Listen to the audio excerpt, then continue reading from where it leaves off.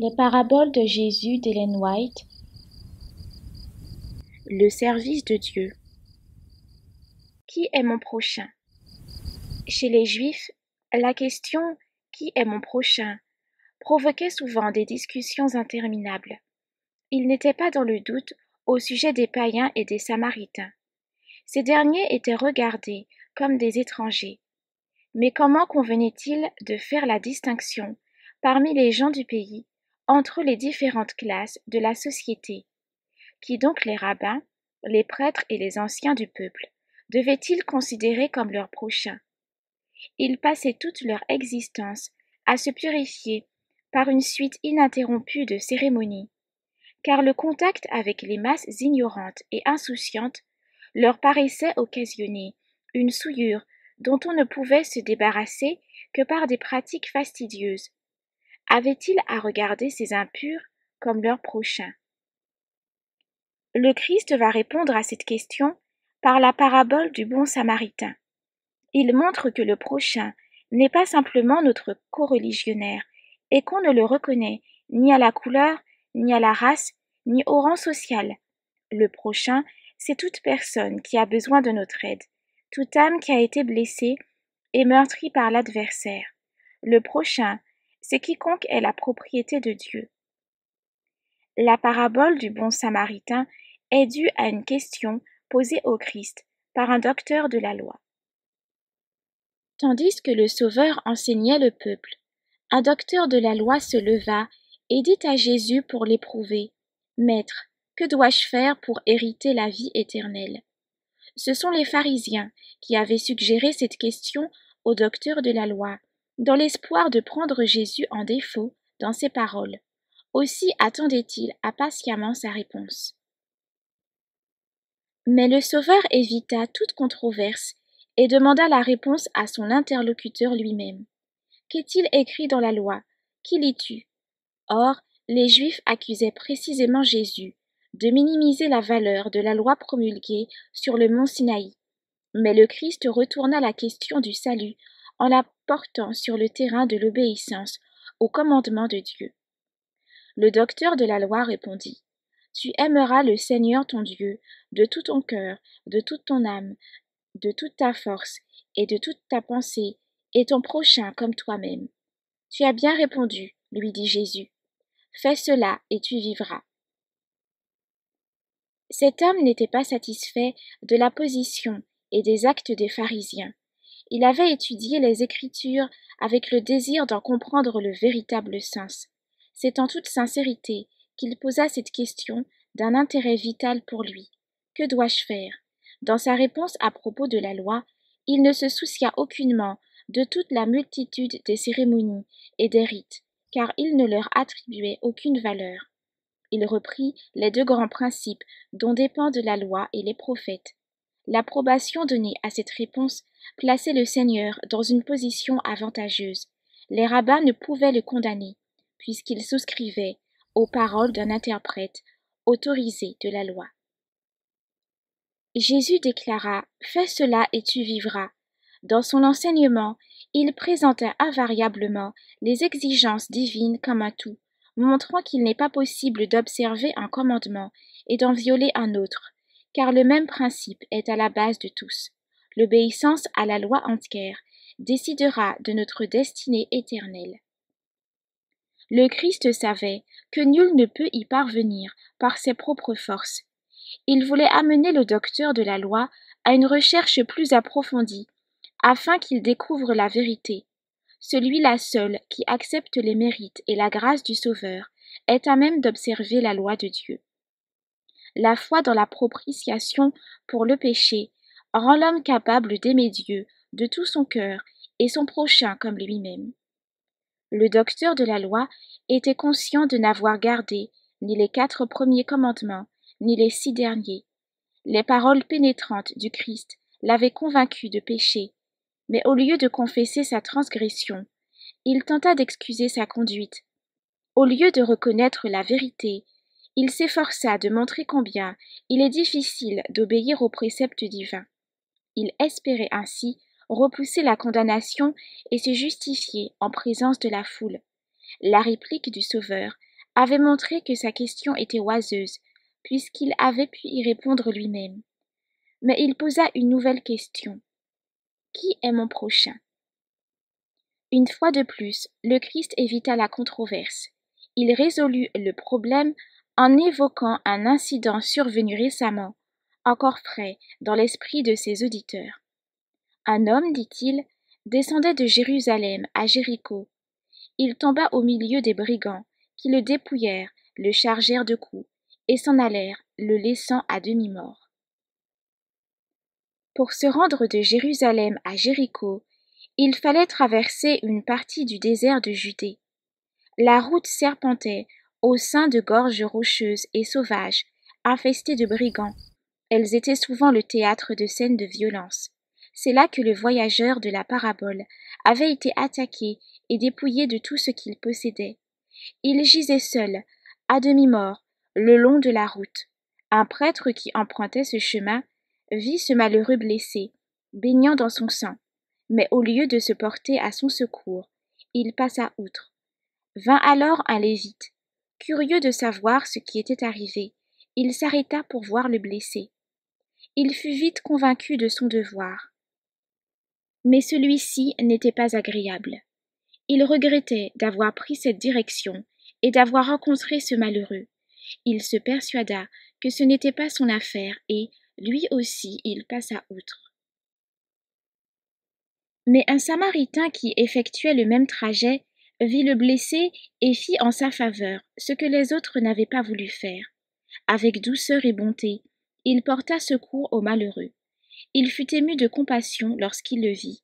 Il s'approcha et banda ses plaies, en y versant de l'huile et du vin. Puis il le mit sur sa propre monture, le conduisit à une hôtellerie, et prit soin de lui. Le lendemain, il tira 2 deniers, les donna à Lot et dit « Aie soin de lui, et ce que tu dépenseras de plus, je te le rendrai à mon retour. » Le prêtre et le lévite faisaient l'un et l'autre profession de piété, mais le Samaritain prouva qu'il était vraiment converti. Prendre soin du blessé ne lui était pas plus agréable qu'aux 2 autres voyageurs, mais il montra par ses œuvres que ses sentiments étaient en harmonie avec ceux de Dieu. En donnant cette leçon, le Christ présentait les principes de la loi d'une manière forte et précise. Il faisait comprendre à ses auditeurs combien ils se montraient négligents à cet égard.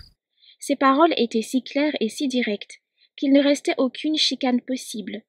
Aussi le docteur de la loi ne put-il rien lui objecter. Ses préjugés à l'égard du Christ se dissipèrent, mais il n'avait pas encore surmonté ses antipathies raciales au point de faire ouvertement l'éloge du Samaritain.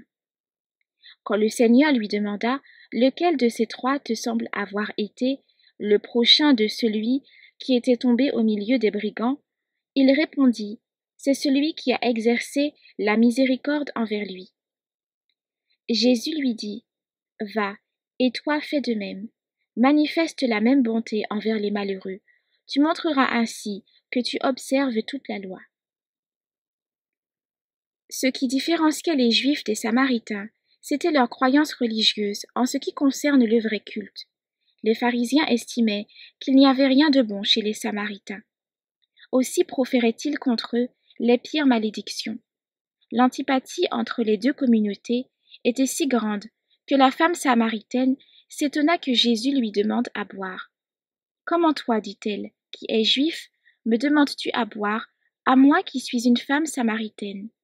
Car, ajoute l'évangéliste, les Juifs n'ont pas de relation avec les Samaritains. » Dans leur haine meurtrière à l'égard du Christ, les Juifs se levèrent un jour dans le temple pour le lapider. Ils ne purent mieux lui exprimer leur hostilité qu'en lui disant « N'avons-nous pas raison de dire que tu es un Samaritain et que tu as un démon ?» Néanmoins, un fait demeurait, c'est que le prêtre et le lévite avaient négligé leur devoir. Ils avaient laissé à un Samaritain, exécré, le soin de porter secours à un homme de leur peuple. Le Samaritain avait accompli le commandement « Tu aimeras ton prochain comme toi-même », démontrant ainsi qu'il était plus juste que ceux qui le méprisaient. Au péril de sa vie, il avait traité le blessé comme un frère. Ce Samaritain représente le Christ qui manifesta à notre égard un amour incomparable. Alors que nous étions blessés et agonisants, il eut pitié de nous. Il ne passa pas outre en nous abandonnant à la mort, impuissant et désespéré. Il ne resta pas dans sa demeure sainte et heureuse, où il jouissait de l'affection des cohortes angéliques. Il eut égard à notre grande détresse, se chargeant de notre cause. Il s'identifia avec l'humanité. Il mourut pour le salut de ses ennemis, et il pria pour ses bourreaux. Faisant allusion à son exemple, il dit à ses disciples: « Ce que je vous commande, c'est de vous aimer les uns les autres. Comme je vous ai aimés, vous aussi, aimez-vous les uns les autres. » Le prêtre et le lévite allaient au temple pour participer aux cérémonies prescrites par Dieu lui-même. C'était un privilège considérable.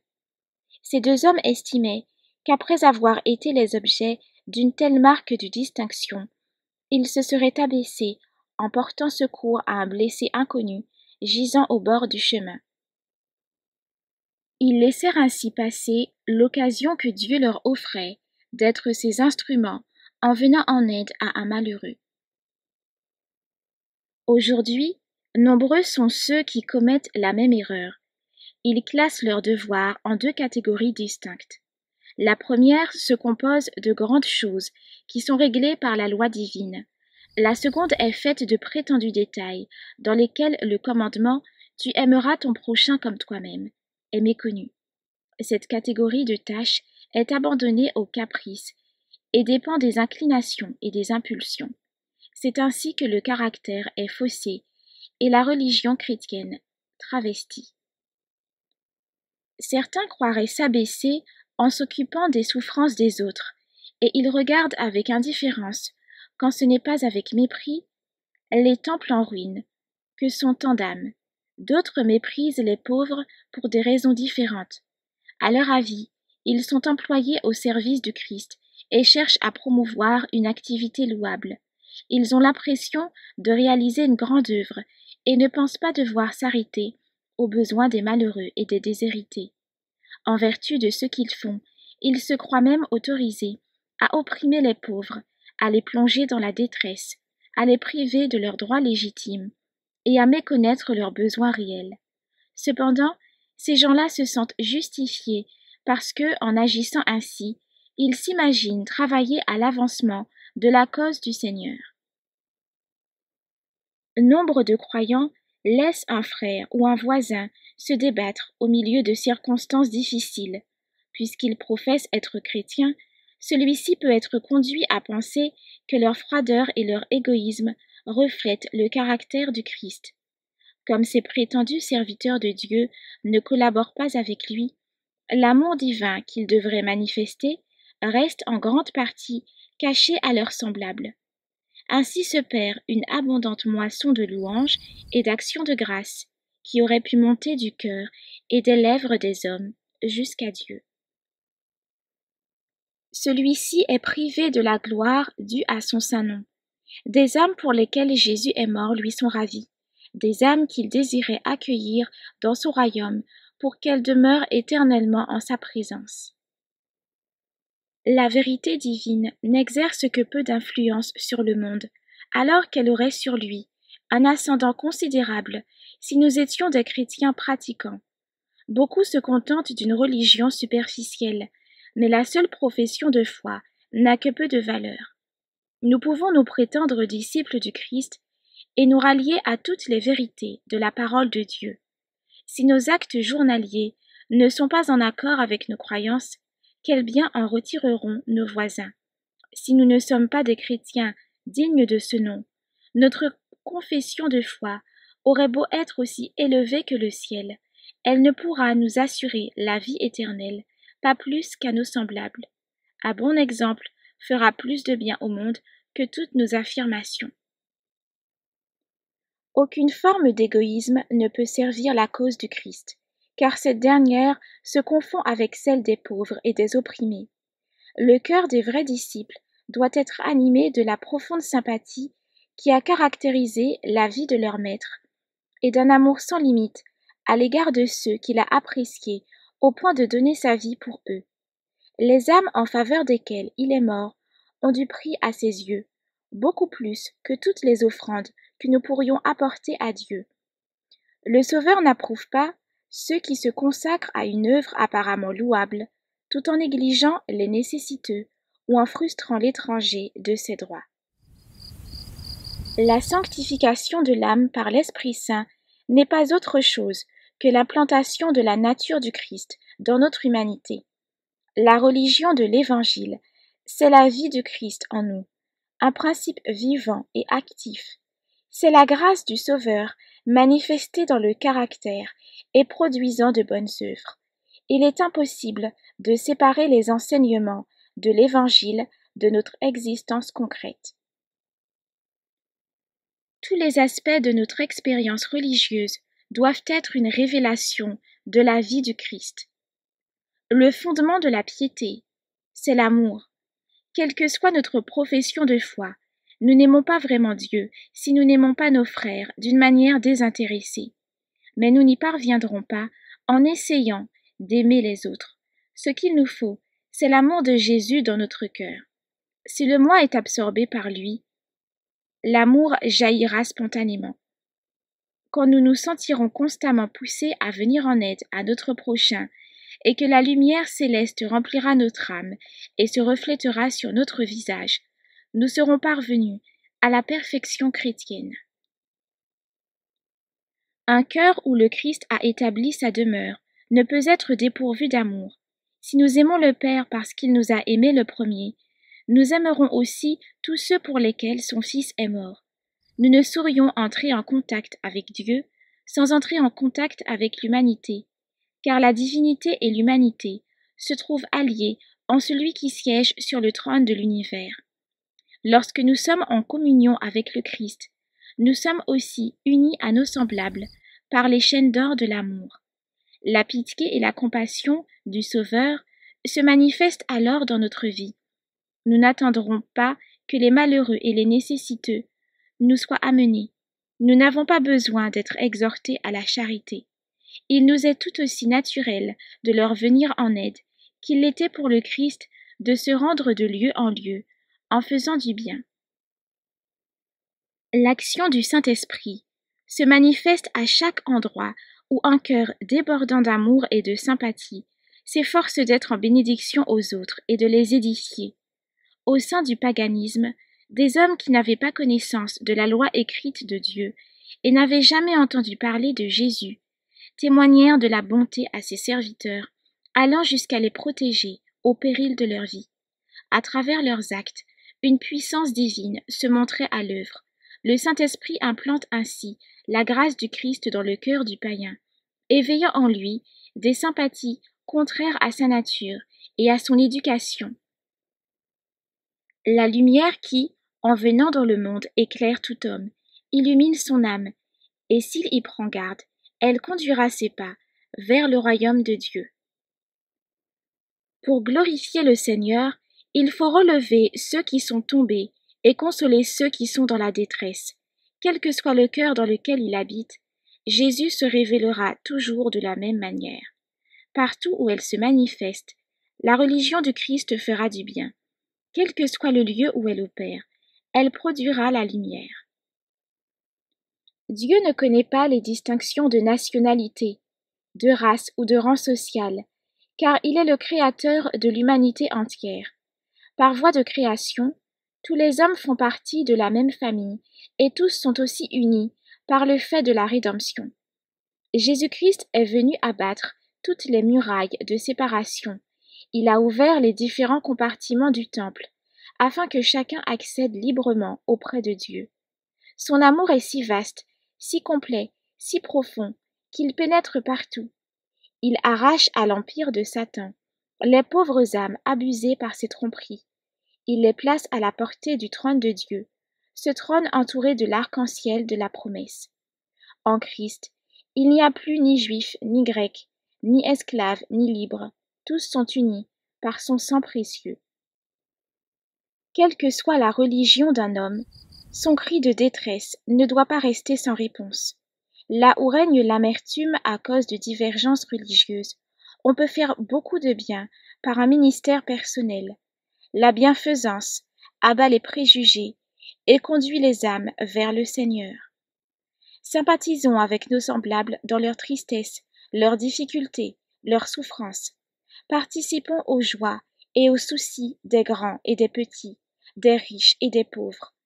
Le Christ nous dit: Vous avez reçu gratuitement, donnez gratuitement. Tout autour de nous se trouvent des âmes éprouvées en quête d'un mot compatissant, d'un geste d'assistance. Des veuves ont besoin d'aide et de sympathie. Le Seigneur invite ses disciples à recueillir les orphelins comme un dépôt sacré. Ils sont trop souvent négligés. Ils peuvent être en haillons, maladroits et repoussants à bien des égards. Ils n'en sont pas moins la propriété de Dieu. Ils ont été rachetés à un grand prix et sont aussi précieux que nous à ses yeux. Ils sont membres de la grande famille divine. En leur qualité d'économes du Seigneur, les chrétiens sont responsables d'eux. Je te redemanderai son sang, dit l'Éternel. Le péché est le plus grand de tous les malheurs. Il nous appartient donc de prendre les pécheurs en pitié et de leur venir en aide. Il est vrai que nous ne pouvons pas tous les atteindre de la même façon. Il en est qui savent dissimuler leur dénuement spirituel. Une parole aimable ou le rappel d'un souvenir bienfaisant peuvent leur être d'un grand secours. D'autres se trouvent dans la misère la plus noire et sont inconscients de leur dépravation. Un grand nombre sont tellement plongés dans le péché qu'ils ont perdu le sens des réalités éternelles. L'image de Dieu s'est effacée en eux et ils ne savent même pas qu'ils ont une âme à sauver. Ils n'ont ni foi en Dieu, ni confiance dans les hommes. Beaucoup ne pourront être touchés que par des actes de bonté. Commençons par les aider matériellement, en leur donnant la possibilité d'être bien nourris, propres et vêtus décemment. Devant l'épreuve de notre amour désintéressé, il leur sera plus facile de croire à l'amour du Christ. Parmi ceux qui se sont égarés, plusieurs éprouvent un sentiment de honte et se rendent compte de leur folie. Ils pensent tellement à leurs fautes et à leurs erreurs que le désespoir finit par s'emparer d'eux. Il ne faut pas négliger ces personnes. Lorsqu'un nageur est obligé de remonter le courant d'une rivière, il est entraîné en arrière par la force de l'eau. Tendons-lui donc une main secourable, à l'exemple de notre frère aîné, offrant la sienne à Pierre quand il enfonçait dans les flots. Adressons-lui des paroles d'espoir, qui feront renaître en lui la confiance et l'amour. Ton frère, spirituellement malade, a besoin de toi, comme toi tu as eu besoin de l'amour d'un frère. L'expérience de quelqu'un qui a connu les mêmes faiblesses, qui puisse sympathiser avec lui et l'aider, voilà ce qui lui serait nécessaire. La connaissance de nos propres faiblesses devrait nous permettre de soulager les autres au fort de leur détresse. Ne passons jamais auprès d'une âme affligée sans chercher à lui faire part des consolations que nous trouvons en Dieu. La victoire sur les instincts les plus vils de la nature humaine s'obtient par l'alliance avec Jésus et le contact personnel avec un Sauveur vivant. Parlez aux égarés de la main toute-puissante qui s'offre pour les soutenir, de la pleine humanité du Christ qui a compassion d'eux.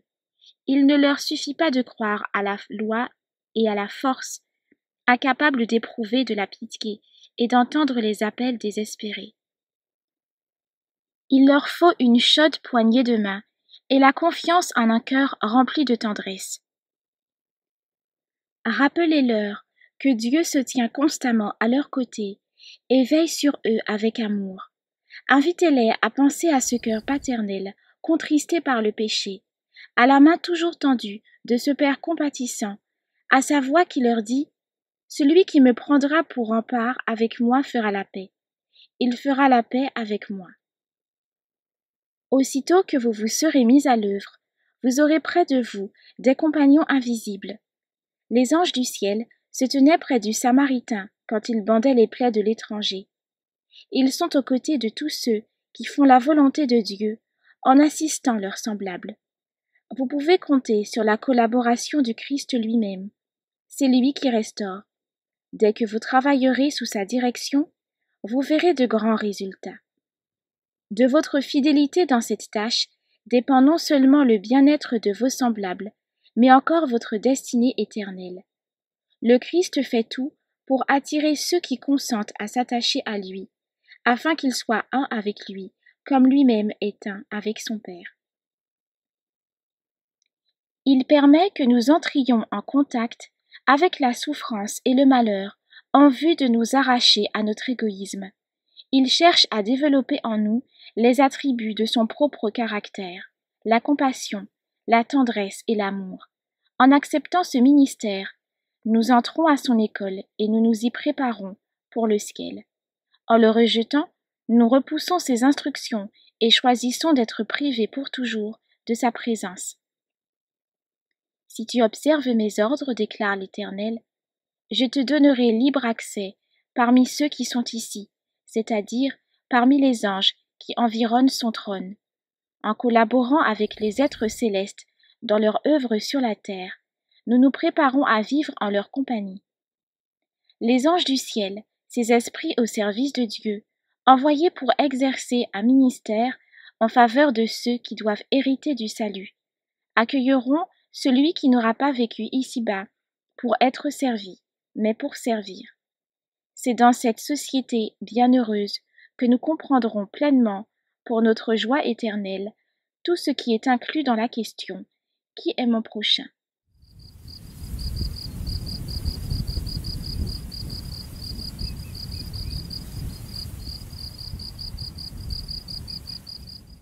Retrouvez plus de lectures des ouvrages de l'Esprit de prophétie sur lerest.org.